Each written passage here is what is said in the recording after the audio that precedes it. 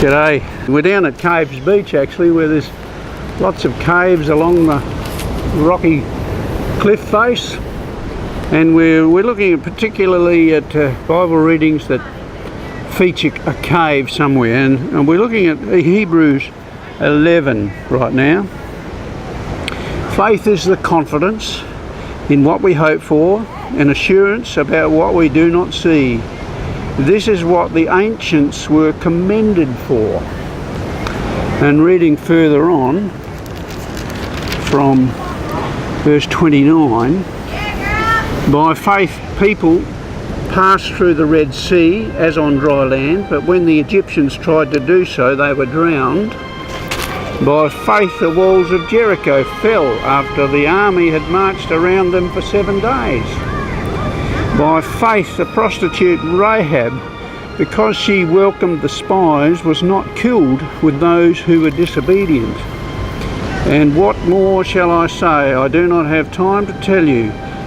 Gideon, Barak, Samson and Jephthah, about David and Samuel and the prophets, who through faith conquered kingdoms, administered justice and gained what was promised, who shut the mouths of lions, quenched the fury of the flames and escaped the edge of the sword, whose weakness was turned to strength, and who became powerful in battle and routed foreign armies.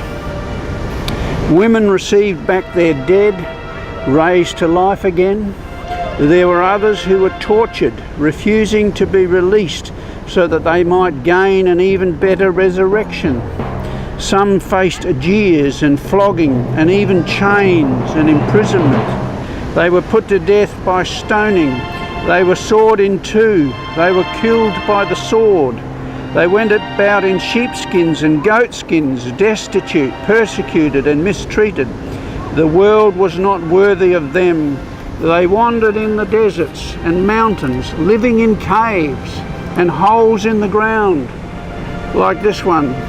These were all commended for their faith, yet none of them received what God had promised, since God had planned something better for us, so that only together with us would they be made perfect. And there we have a little plane going overhead, helicopter. Chapter 12, verse 1. Therefore, since we are surrounded by such a great cloud of witnesses, let us throw off everything that hinders and the sin that so easily entangles, and let us run the race with perseverance, the race that's marked out for us, fixing our eyes on Jesus, the pioneer and perfecter of faith. For the joy set before him he endured the cross, scorning its shame, and sat down at the right hand of the throne of God.